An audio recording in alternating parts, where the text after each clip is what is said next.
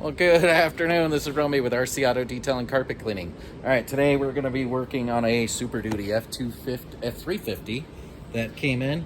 She's going to need a little bit of love today. So we went through, set up a bit of a chat. So we talk with customers before we agree on pricing. We all got to know what we're getting into.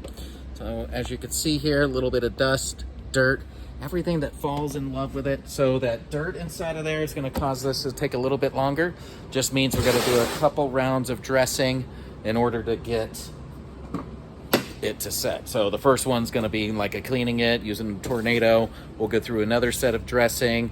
That'll start bringing some of the moisture back to it. And as you can see, we've just got a lot of dirt, dust, everything in the cracks and crevices. All of this, if you can see here, we have got quite a bit of pet hair. So we're going to do a little bit of pet hair. Well, we're going to do a lot of bit of pet hair removal. And what I'll do is get a picture of this and send it to you guys when you're done. Again, Romy with RC Auto Detail and Carpet Cleaning.